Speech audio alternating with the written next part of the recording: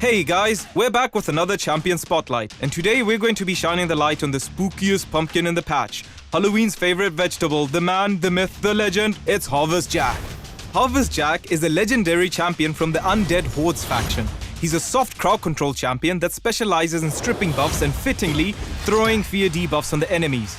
Jack's an HP type, and if you take a quick look at his base stats, you'll see that although his defense is kind of average, he does have very high base HP, one of the highest in the entire game. This means you can make him incredibly tanky if you add a few defense stats through artifacts, but it's also especially good for Jack because all of his skills scale off his HP, meaning more HP, more damage. And speaking of skills, let's take a look at what he can do.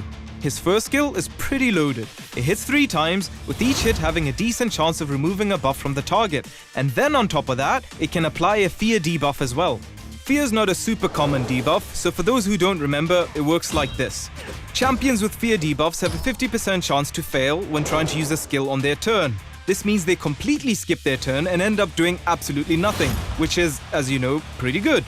There's a stronger version too, True Fear, which works the same but means their skills also go on cooldown even when they fail to use them. Jack's second skill synergizes well with his first and is a very strong skill for disrupting the enemy team's game plan. It's an AoE attack that puts a block buffs debuff on everyone under Fear or True Fear debuffs. It then flips the script on the entire enemy team, replacing any attack buffs with a 50% decrease attack debuff and changing any continuous heal buffs to poison debuffs. This skill can turn the entire tide of battle in your team's favor. Then there's Lord of Terror, Jack's third skill. It's another AoE skill that has a high chance of applying True Fear, or failing that, sleep debuffs. And if True Fear does get placed, those enemies also get a decreased speed debuff and their turn meters get decreased for good measure. This skill can pretty much shut down an entire team on its own. Oh, and he's got a passive too. Leering Grin decreases the duration of all buffs on any enemy champion that attacks Jack. So if you don't manage to get rid of the buffs on Jack's turn, he can also do it on the enemy's turn. As you can see, he's an incredibly effective champion for controlling and disrupting the enemy team. It's really hard to plan out your team's moves when Jack's around. You can remove powerful buffs from the enemy team and even make the entirety of the enemy team skip a turn and put their skills on cooldown.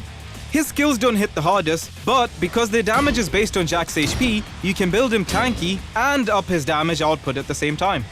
For artifacts, try loading him up with speed and accuracy first, then HP to get a bit of bonus damage. Jack's there to land debuffs first and foremost, so don't skimp on accuracy. There's a lot to say about Jack, but we can't keep the spotlight going on forever.